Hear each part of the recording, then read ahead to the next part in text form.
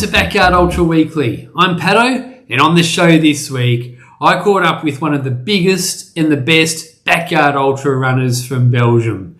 Can you guess who it is? Frank the Tank. Hey Frank, how you going? Hi, I'm doing fine, thank you. And you? Yeah, I'm doing really good, thanks. Yeah, good to catch up. I haven't spoken to you for a while, but I thought, why not have a chat? Yeah, it's not because you're not running that you don't learn new stuff, so Right. You were one of the four runners who have run over 100 yards who weren't at Bigs recently. So yeah, can you fill us in with why not?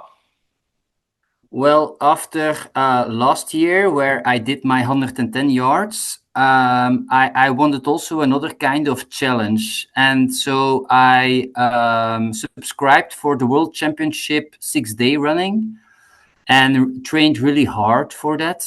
And then it was in the end of April, beginning of May. And I run my 6 days pretty well. It was together with Megan Eckert, Marijn Geerts, and Ivan Zaborski. Yeah. So, and also Christophe Boot. Okay, yeah. So, I made also a lot of friends there. It was really fun. And because we did already backyard so much, I thought, I have such an advantage. Yeah, And you never know. So I went in for the kill and I tried to beat the world record, but it was 24 hours later and already my pace was not what it needed to be. Wow, So, okay. but I still managed to do very well. So I became third overall, second male, Yeah, well which was done. good. 900 kilometers, Yeah. good experience. And in the weeks after, suddenly I felt like I'm not recovering as good as I would like. And turns out after 2 months, I checked an MRI and I had two stress fractures, one in my pelvis and one in my holy bone or the sacrum. I don't know the exact name, but Yeah. two stress fractures is better than one, I think. Mind over matter. Yeah. But it takes a long time to be out and run like I used to do. So Yeah. not easy. Yeah. So when you found out that you had a stress fracture, how long were you told that there's no more running? How long till Yeah, you can run again? so it was already 2 months after, which was already so long. And then they told me, with this image, it's between 3 and 6 months that you're out, that you are not running like crazy. Yeah. And from that moment you can start to build up. So that date was about big dogs. Yeah. And then I knew, okay, 25 races are over, and now it's just building time to be ready in 26. And it is going well right now, Yeah. but it is with also ups and downs. Like some weeks are really good, and then I do something a bit more, and suddenly I'm back to 2 days in a wheelchair. No, not in a wheelchair, but I feel like the pains of 2 months ago again, Right. and that's rough. Yeah. So when you feel those pains, is that just like phantom pain, or is that a sign that you might be working too hard? Well, it's not really phantom, but it's a combination of the origin of the pain, like around the bones that were broken. There's a lot of fluid, so it touches your nerves. Right. And then you have also pain from muscles that are getting lazy, and I'm not used to that because I never stopped running for more than a month since I began running marathons. Yeah. So it is difficult, but at the same time, they told me that you become stronger because of this. Mhm. Okay. So what does your running look like now? How much are you running at the moment? Well, I 2 weeks ago I could run 60K. In no 60K in total. Oh, for a Yeah, week? in a week Okay. 60K. So Okay. yeah, That's not too bad. it's it's not too bad, but it's still not what I'm used to. So Yeah. I'm hoping this week to go to 70 or 80K. The signals are good, and the other thing, I also learned to bike. So Right. that's good.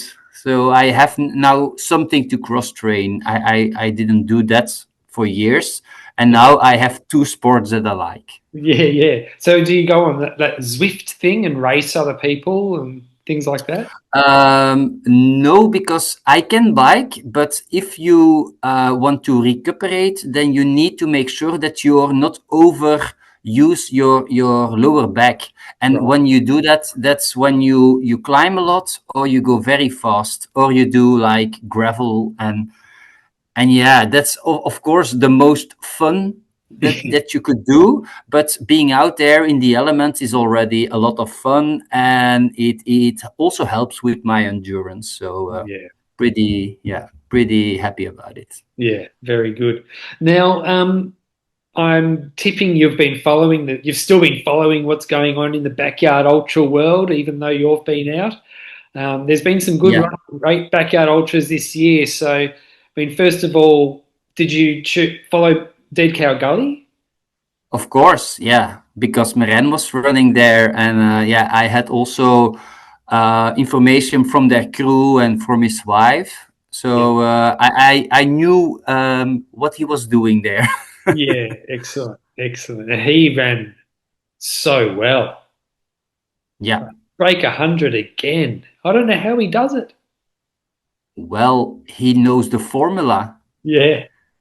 And like Phil, he lives for the backyard, or maybe he lives for being ultra. So everything he does with his heart, he does with all he can. And it depends, of course, on the certain week. If all the stars are aligned together, to if he makes a new world record or just breaks his own limit, or his body. Yeah. But yeah, I'm still a huge fan of Maran, and I guess that he would in big dogs maybe also be going for gold. But yeah, turns out he was too tired, maybe from Spartathlon. Yeah, yeah, yeah. And do you think maybe, I mean, running 100 two times in a calendar year, it's a very hard thing to do. It's only Phil and Oriole have ever done it. No one else has ever done it before. I maybe in a calendar year not, but I guess that Maran already did it. If you just have a rolling year, Yeah, yeah. Within yeah, 12 months. Yeah. Yeah. yeah, yeah. Yeah. But indeed, only a few will be able to do that because 2 years ago, no, 3 years ago, we were not sure if it was possible to run over 100. And now suddenly people doing it 2 times a year. Yeah, it is a huge strain on the body. But yeah, I think because of the good crewing, and because you need to eat so much and the pace, that it will prevent you to go really over your limit. Because one loop not fast enough, you're out. Um, and on a 6th day, that's different. Mm, There you can rest and then you can go on, and then maybe you can make things worse that it would be. mm, So everything has its pros and contras, of course. So I think because the format, you can go far and recuperate in 1 or 2 months from it mm. normally. Yeah. Yeah, yeah. To now, were you watching Dead Cow Gully and thinking maybe I'll come and run in Australia too? Well, I was planning in 26 to do maybe an international, but of course, it all depends also on the family situation. Yeah. I don't have so much vacation days, so yeah, it's not easy for me to say yes, but if I do it, it will probably be 1 year later than 26. Then I will think about it. But I have like unfinished business and I cannot be sure. So my plans are be back by January, be strong. And in April, I think I will try to run Legends Backyard. Okay. It's at home, which is easier, and then I can see what it all brings. Yeah. And normally then in October again with Team Belgium, if I make the cut, I made the cut because and then after that I don't know. I guess the World Championship if I run far enough because right now I'm not selected anymore. Yeah, yeah, yeah. Well, So, but yeah, I've got no doubt that you will be back and better than ever. It's just one of those I'm things. hungry. Yeah, yeah, good, yeah, good. Yeah, I learned a lot from the 6 day. That was even more. It was harder than the backyard for me. But why was that?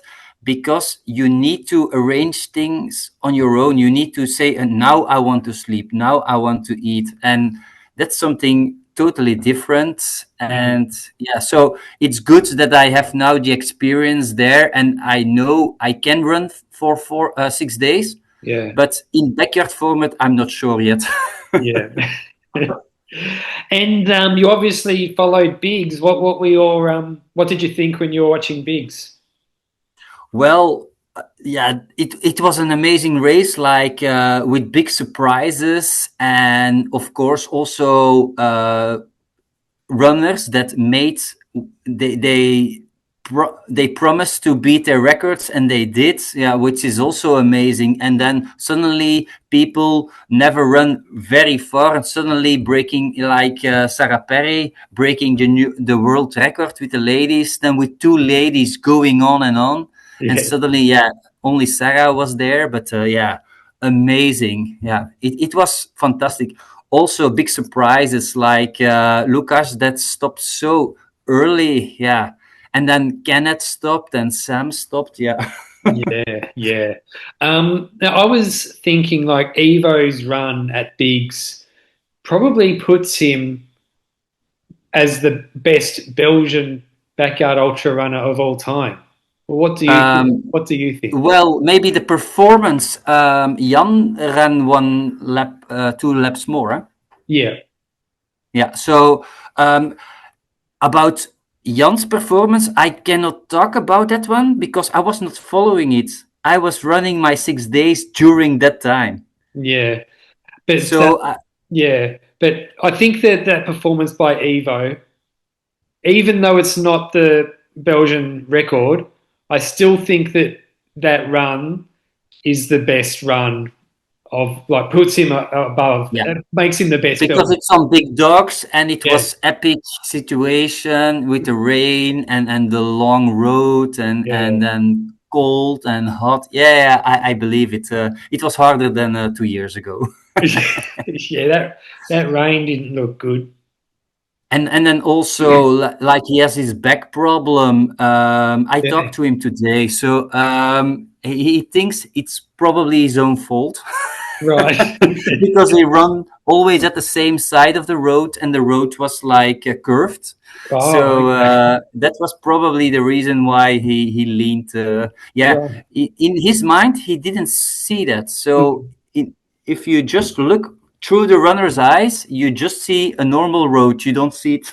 Yeah, yeah. Well, he still looked like he was running straight. He wasn't swerving around much. But Yeah. did you know? Were you surprised to see him as the assist, or did you know that he was capable of something like that? I know he's capable of things like that because I know him already for 7 years or so. And in Belgium, he was like the undefeated champion of a certain winter race, the Bello Gallico. And he won it always with ease. Like he was running in second gear, in fourth position, and then 2/3 of the race was done, and then his crew, Tanya, she said, "Yeah, you're in so much behind." And then he started actually racing, and then he won with more than an hour up front, the second. And that he did that for years and years, and only the last 2 years he's not winning that anymore. But yeah, we know that he has like fast legs. He's now also experienced with the 6-day races already. He did already 2 of them, and yeah, he has already broken 2 times a world record.